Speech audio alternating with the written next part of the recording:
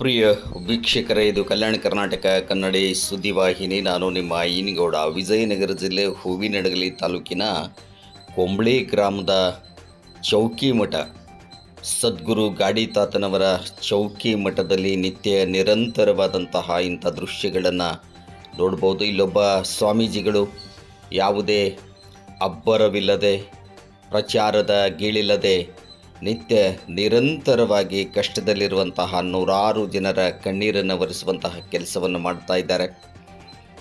ಇವರಿಗೆ ವಾಸ ಮಾಡೋದಕ್ಕೆ ಒಂದು ವಾಸಕ್ಕೆ ಯೋಗ್ಯವಾದಂತಹ ಮನೆ ಇಲ್ಲ. ಏನು ಚೌಕಿ ಮಠದ ಗಾಡಿ ತಾತನವರ ದೇವಸ್ಥಾನ ನಿರ್ಮಾಣಕ್ಕೆ ಅಂದಿನ ಮಾಜಿ ಸಚಿವರಾಗಿದ್ದಂತಹ ಟಿ ಪರಮೇಶ್ವರ ನಾಯ್ಕರವರು 10 ಲಕ್ಷ ರೂಪಾಯಿ ಸರ್ಕಾರದ ಅನುದಾನವನ್ನು ನೀಡಿದರು. ಆದರೆ ಮಠ ಸಂಪೂರ್ಣವಾಗಿ ಕಾಮಗಾರಿ ಪೂರ್ಣಗೊಂಡಿಲ್ಲ. ಅರೆಬರೆಗೊಂಡಂತಹ ಮಠ, ವಾಸಕ್ಕೆ ಯೋಗ್ಯವಿಲ್ಲದಂತಹ ಮನೆ, ಮಳೆ ಬಂದರೆ ಕುಳಿತುಕೊಳ್ಳೋದಕ್ಕೂ ಜಾಗ ಇಲ್ಲ, ಮಲಗೋದಕ್ಕೂ ಜಾಗ ಇಲ್ಲ. 4-6 ಜನ ವಾಸವಾಗಿರುವಂತಹ ಒಂದು ಮನೆ, ಚೌಕಿ ಮಠ. 250 ವರ್ಷಗಳ ಇತಿಹಾಸವನ್ನು ಹೊಂದಿರುವಂತಹದ್ದು ಒಂದು ಚೌಕಿ ಮಠ. ಇಲ್ಲಿ ಭಕ್ತರು ಕೂಡ ಅಷ್ಟೇ ಸದ್ದಿಲ್ಲದೆ, ಗದ್ದಲವಿಲ್ಲದೆ, ತಮ್ಮದೇ ಆದಂತಹ ಒಂದು ಆಸೆ, ಆಕಾಂಕ್ಷೆ, ಅಪೇಕ್ಷೆಗಳನ್ನು ಅರ್ಪಿಸುವುದರ ಮೂಲಕ ತಮ್ಮ ಆಸೆ ಆಕಾಂಕ್ಷೆಗಳು ಈಡೇರಿದಾಗ ಇಲ್ಲಿಗೆ ಬಂದು ಭಕ್ತಿಯನ್ನು ಸಮರ್ಪಿಸುವಂತಹದ್ದು. ಸ್ವಾಮೀಜಿಗಳು ನಾನು ಯಾವುದನ್ನು ಮಾಡದೆ, ಏನೋ ಮಾಡದೆ, ಪವಾಡ ತೋರಿಸಿದೆ ಅಂತ ಎಲ್ಲೂ ಹೇಳಿಕೊಳ್ಳೋದಿಲ್ಲ. ಎಲ್ಲವೂ ಅಜ್ಜಂದೆ, ನಿಂದೆ ನಂದೇನಿದೆ ಎನ್ನುವಂತಹ ಒಂದು ವಾಣಿಯೊಂದಿಗೆ ನಿತ್ಯ ನಿರಂತರವಾಗಿಯೂ ಕೂಡ ಜನರ ಕಣ್ಣೀರನ್ನು ಒರೆಸ್ತಾ ಇದ್ದಾರೆ. ಸಂಕಷ್ಟದಲ್ಲಿರುವಂಥವ್ರು ಇವತ್ತು ಪ್ರತಿಯೊಬ್ಬರಿಗೂ ಕೂಡ, ದುಡ್ಡಿದ್ದವರಿಗೆ, ದುಡ್ಡಿಲ್ಲದೆ ಇರುವಂಥವರಿಗೆ, ಬಡವರಿಗೆ, ಶ್ರೀಮಂತರಿಗೆ, ಎಲ್ಲರಿಗೂ ಕೂಡ ತಮ್ಮದೇ ಆದಂತಹ ಕಷ್ಟಗಳು, ನೋವುಗಳು, ನಲಿವುಗಳು, ಸಮಸ್ಯೆಗಳಿವೆ. ಅಂಥ ಸಮಸ್ಯೆಗಳಿಗೆ ಯಾವುದೇ ಒಂದು ಮೂಢನಂಬಿಕೆ ಇಲ್ಲದಂತೆ, ಯಾವುದೇ ಮಾಟ ಮದ್ದು, ಇನ್ನಾವುದು ದೆವ್ವ ಪೀಡೆ ಇದಾವುದನ್ನು ಆ ಜನರ ತಲೆಯಲ್ಲಿ ತುಂಬದಂತೆ ಎಲ್ಲವೂ ಕೂಡ ಸರಿ ಹೋಗುತ್ತೆ ಎನ್ನುವಂತಹ ಮುಗುಳ್ನಗೆಯ ಮಾತುಗಳಿಂದ, ಭಕ್ತಿಯಿಂದ ಭಕ್ತಿ ಸಮರ್ಪಣೆಗಾಗಿ ಬಂದಂತಹ ಜನರನ್ನು, ಕಣ್ಣೀರಿನಲ್ಲಿ ಏನು ಒಂದು ದುಃಖದಿಂದ ಬಂದಂತಹ ಜನರನ್ನು ಸಂತೈಸಿ ಕಳಿಸುವಂತಹ ಕೆಲಸವನ್ನು ಮಾಡ್ತಾ ಇದ್ದಾರೆ.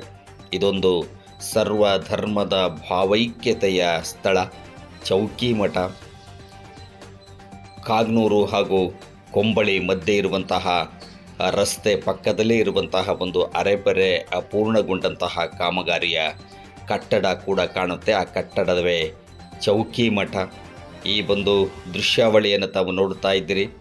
ಮರಿಯಮ್ಮನಹಳ್ಳಿ ಗ್ರಾಮದ ತರಕಾರಿ ಮಾರುವಂತಹ ಒಬ್ಬ ಮಹಿಳೆ ಸೈಲಮ್ಮ ಪ್ರತಿ ವರ್ಷವೂ ಕೂಡ ಶಿವರಾತ್ರಿ ಎಂದು ಜರುಗುವಂತಹ ಇಲ್ಲಿ ಜಾತ್ರೆಗೆ ಆಗಮಿಸುವುದರ ಮೂಲಕ ಅತ್ಯಂತ ಸಂಕಷ್ಟದಲ್ಲಿದ್ದಂತಹ ಸಂದರ್ಭದಲ್ಲಿ ಅಜ್ಜನಿಗೆ ಏನೋ ಒಂದು ಅರ್ಪಣೆಯನ್ನು ಸಲ್ಲಿಸಿ, ಹರಕೆಯನ್ನು ಸಲ್ಲಿಸಿ, ಅದು ಈಡೇರಿದಾಗ ಪ್ರತಿ ವರ್ಷವೂ ಕೂಡ ಜಾತ್ರೆಗೆ ಆಗಮಿಸಿ ಒಂದು ಏನು ಅಜ್ಜನ ಜಾತ್ರೆಯಲ್ಲಿ ನಡೆಯುವಂತಹ ಧ್ವಜದ ಹರಾಜನ್ನು ಪಡೆದುಕೊಳ್ಳುವುದರ ಮೂಲಕ ಲಕ್ಷಗಟ್ಟಲೆ ಹಣವನ್ನು ಇಲ್ಲಿ ಪಾವತಿಸ್ತಾ ಇದ್ದಾರೆ ಪ್ರತಿ ವರ್ಷವೂ ಕೂಡ.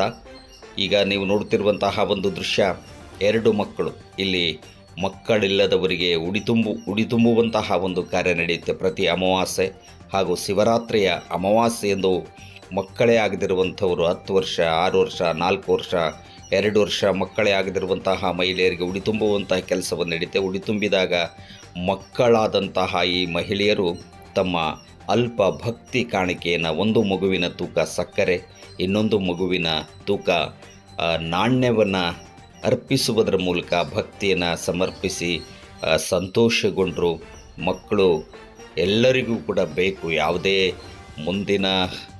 ಯಾವುದೇ ಒಂದು ಬದುಕಿನ ಭವಿಷ್ಯದ ಆಶಾಕಿರಣವಾಗಿ ಎಲ್ಲರಿಗೂ ಕೂಡ ನಮಗೊಂದು ವಂಶದ ಕುಡಿಬೇಕು, ಕರುಳಿನ ಕುಡಿಬೇಕು ಎನ್ನುವಂತಹ ಒಂದು ಹಂಬಲ ಈಡೇರಿದಾಗ ಅವರ ಮುಖದಲ್ಲಿ ಕಾಣುವಂತಹ ಒಂದು ಹರ್ಷವೇ ಶ್ರೀಗಳಿಗೆ ಅರ್ಪಣೆಯ ಭಕ್ತಿ ಸಮರ್ಪಣೆ.